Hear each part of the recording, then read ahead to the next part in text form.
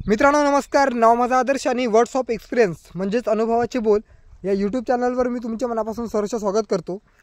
Words of experience म्हणजेच अनुभवाचे बोल या यूट्यूब चॅनलवर जर तुम्ही नवीन असाल तर चॅनलला सबस्क्राईब करा आणि बेल आयकॉनला क्लिक करा, जेणेकरून माझे शेळीपालनाबद्दलचे व्हिडिओ तुमच्यापर्यंत पोहोचून जातील. तर मित्रांनो, खूप दिवस झाले मी शेळीपालनाबद्दलचे व्हिडिओ यूट्यूबवर टाकलेला नाही. त्यामागचं कारण म्हणजे माझा एक छोटासा व्यवसाय आहे मंडप डेकोरेशनचा. ते कामं आटोपल्याच्या नंतर मला आज शेळ्यांकडे जंगलामध्ये चारायला यायची आज वेळ मिळाला आहे. तर मित्रांनो बघा, काही दिवसापूर्वी झालं असं की माझी शेळी जेव्हा जंगलात चारायला गेली त्याच्यानंतर काय झालं, तिची जो सड होता तो पूर्णपणे दुधाने भरलेला होता. आता ती 3 महिन्याची तेव्हा गाभण होती.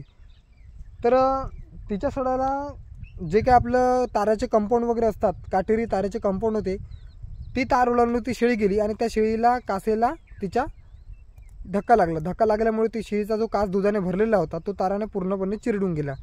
आता जास्त जखम झाली नाही आहेत, तर जी निप्पलवरची जी चमडी असते ती फाटली. तर ती फाटल्याच्या नंतर काय झालं, जेव्हा माझ्या लक्षात आलं की तिची चमडी पूर्णपणे फाटली, रक्त वगैरे चाललं होतं, तर मी तसंच तिला घरी नेलं वगैरे, तिच्यावर उपचार वगैरे केले. पूर्णपणे तिचा कास स्वच्छ पाण्याने धुवून टाकला आणि त्याच्यानंतर मी तिला तेल आणि हळदनी त्याचे उपचार केले.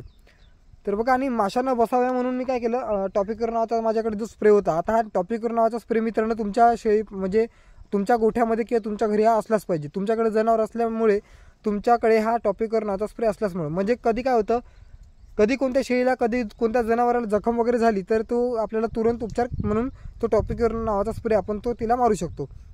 त्याने काय होतं, तो स्प्रे मारल्याच्या नंतर जे काही आपल्या जंतू वगैरे असतात, माशा वगैरे असतात, त्या माशा बसणार नाही. तर माशांना बसणार नाही आणि माशा जर बसतील नाही तर त्या शेळीला पूर्ण म्हणजे जास्त जखम होणार नाही. तर बघा मित्रांनो, आता आपण आपल्या व्हिडिओकडे वळूया. तर बघा, आजचा मुद्दा म्हणजे आज आपण घेणार आहोत दगडी नावाचा रोग म्हणजेच जे काही मस्टीज म्हणतो आपण. आता मस्टीज म्हणजे काय, तर दगडी आजार. मराठीमध्ये आपण त्याला दगडी म्हणतो आणि इंग्लिशमध्ये आपण त्याला मस्टीज म्हणतो.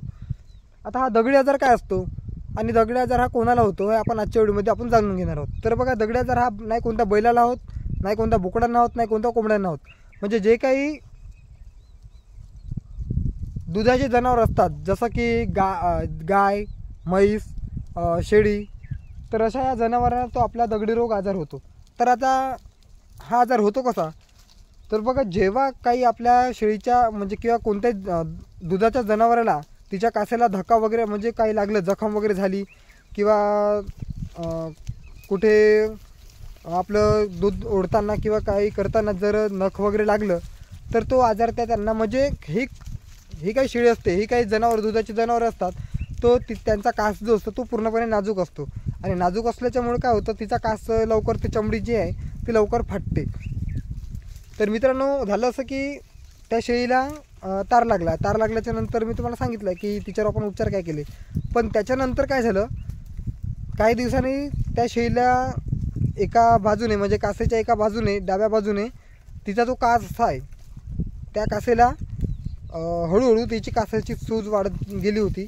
आणि जर आपण हात लावून बघितला तर तिचा तो कास आहे तो पूर्ण असे म्हणजे सुरुवातीला वरून गाठी पकडत असतात, वरून थोडीफार गाठ होती, मग पुन्हा 2 दिवसांनी पुन्हा अजून गाठ आली, तेव्हा मला जाणवलं नाही.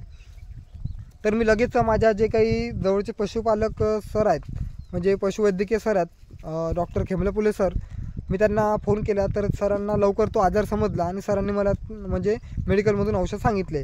तर ते औषध काय आहे, मैमे बोलसच्या गोळ्या सांगितल्या, हेलन नावाचा स्प्रे सांगितला आणि मस्टोक्यू नावाचा एक ट्यूब सांगितला. तर बघा, त्याचे उपचार आपण काय केले पाहिजे आणि तो रोग होतो कसा मी तुम्हाला सांगितलं. तर पुन्हा सांगतो, जेव्हा आपल्या त्या दुधाच्या जनावराला गोठ्यामध्ये आपण जेव्हा बांधतो तेव्हा बारीक म्हणजे सूक्ष्मजीव बॅक्टेरिया वगैरे जंतू वगैरे असतात. तर ते जंतू काय करतात, जिथे जखम झाली आहे त्या जखमेवर ते जाऊन बसतात आणि त्यांच्या याच्यामध्ये आत प्रवेश करतात. प्रवेश केल्याच्यानंतर काय होतं, त्यांना म्हणजे गाठी वगैरे पकडतात, सूज वगैरे होतात. तर दगडी आजाराचे लक्षण काय आहे हे मी तुम्हाला आजच्या व्हिडिओमध्ये सांगणार आहे. तर बघा, दगडी आजार म्हणजे काय होतो आणि त्याला दगडी नाव असं का दिलं आहे हे मी तुम्हाला आजच्या व्हिडिओमध्ये सांगणार आहे. तर मित्रांनो, व्हिडिओ पूर्ण शेवटपर्यंत बघा, स्किप न करता बघा मित्रांनो व्हिडिओ. कारण की माझ्या मते मी तुम्हाला डिटेल माहिती सांगणार आहे.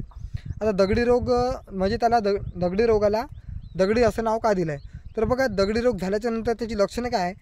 तर मित्रांनो, एका म्हणजे जाही कासेच्या बाजूला म्हणजे उजव्या किंवा डाव्या बाजूला जर त्या शेळीच्या दगडी आजार झालेला असेल तर गाठ पकडते, आणि गाठ पकडल्याच्यानंतर काय होतं, सूज हळूवारपणे सूज होत जाते. तो माऊ पूर्णपणे सुजत जातो, आणि तो शेळीचा कास जो असतो म्हणजे गाईचा राहो, म्हशीचा राहो किंवा शेळीचा राहो, तर तो कास पूर्णपणे मुका होतो. मुका झाल्याच्यानंतर जे काही दूध असतं ते पूर्णपणे त्या कासेमध्ये जमा झालेलं असतं, आणि जमा झाल्याच्यानंतर काय होतं, गाठ पकडते. आता गाठ म्हणजे ही दगडासारखी असते.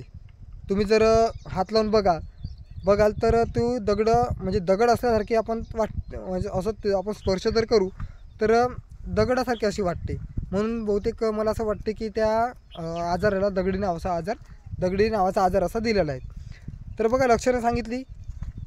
सुरुवातीला तिचा कासेची वाढ होत जाते, तिच्या कासेमध्ये सूज वगैरे होत जाते, गाठ वगैरे पकडत जाते. तिचा सड जो आहे म्हणजे तिचे निप्पल जे आहे ते पूर्णपणे मुके होऊन जातात, दूध न बाहेर येतात. आणि तो आजार तेव्हाच होतो जेव्हा आपल्या शेळीच्या निप्पलला जखम झालेली असते, असं नाही होत.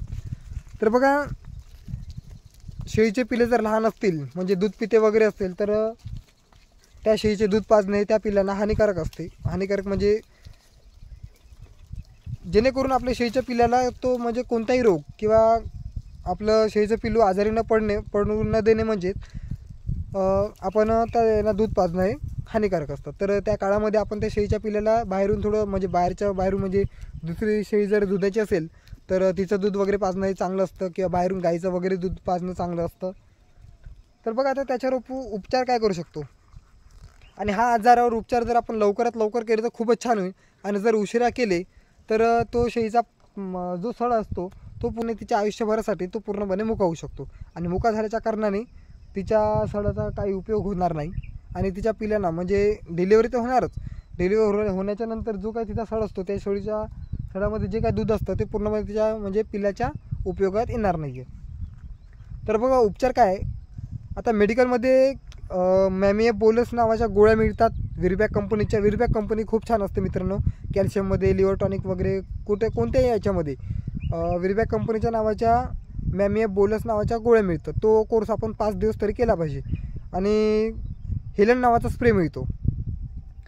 त्या हेलन नावाच्या स्प्रेने काय होतं मित्रांनो, जे काही आपल्या शेळीच्या कासेवर सूज झालेली असते ती सूज कमी करते, आणि ती जखम बरोबर करते, म्हणजे लवकरात लवकर दुरुस्त करते.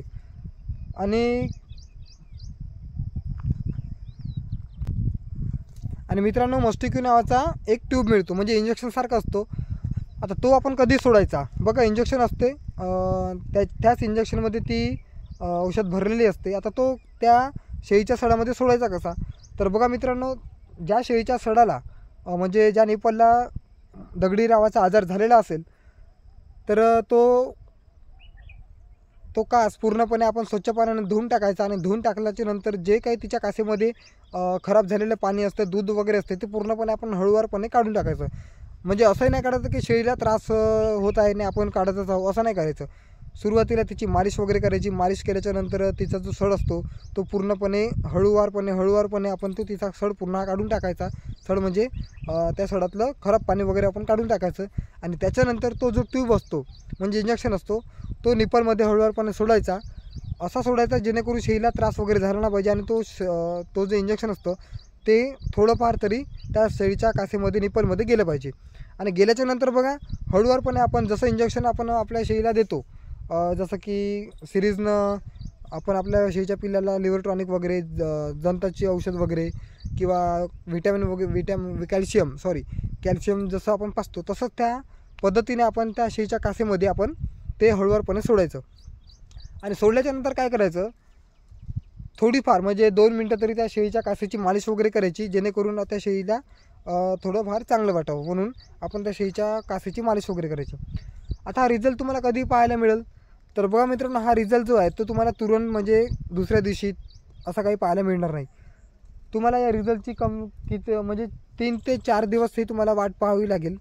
त्याच्यानंतर तुम्हाला त्या गोळ्याचा, त्या औषधीचा, त्या हेलन स्प्रे नावाचा स्प्रे जो असतो त्या नावाचा स्प्रे, त्या स्प्रेचा जो काही रिझल्ट असतो तो तुम्हाला 3 ते 4 दिवसांनी पाहायला मिळेल.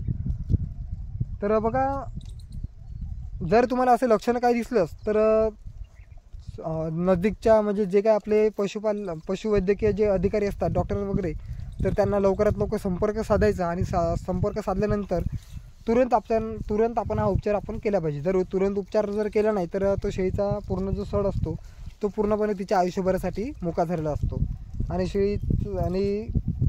शेळीला आजारसुद्धा होऊ शकतात. तर मित्रांनो, व्हिडिओ तुम्हाला कसा वाटला हे तुम्ही मला कमेंटमध्ये सांगा आणि व्हिडिओ आवडला असेल तर व्हिडिओला लाईक करा. आणि मी जे माझ्या अनुभवाने तुम्हाला सांगितलं की शेळीला दगडी आजार कशामुळे म्हणतात माझ्या पद्धतीने सांगितलं, तुमच्या पद्धतीने तुम्ही म्हणजे का बरं म्हणतात, जर तुम्ही आम्हाला सांगितलं तर खूप छान होईल, बाकीच्यांना पण माहिती पडेल. तुम्ही मला कमेंटमध्ये सांगा आणि व्हिडिओ आवडला असेल तर व्हिडिओला लाईक करा. आणि मित्रांनो, अनुभवाचे बोलूया यूट्यूब चॅनलवर जर तुम्ही नवीन असाल तर चॅनलला सबस्क्राईब करा आणि बेल आयकॉनला क्लिक करा. आणि तुमचे नवीन मित्र जे काही शेळीपालन करत असतील, म्हणजे नवीन लागले, त्यांना दगडी आजार माहिती नाही, मस्तिष्क रोग माहिती नाही किंवा कोणतेही आजार माहिती नाही किंवा त्यांनी प्रशिक्षण वगैरे करून जर या व्यवसायात उतरले असेल तर काही हरकत नाही, पण प्रशिक्षण घेणे खूप गरजेचं असतं मित्रांनो. तर व्हिडिओ आवडला असेल तर व्हिडिओला लाईक करा आणि कमेंट करा आणि बेल आयकॉनला क्लिक करा आणि नवीन जर असाल तुम्ही चॅनलवर तर चॅनलला सबस्क्राईब करा. धन्यवाद मित्रांनो.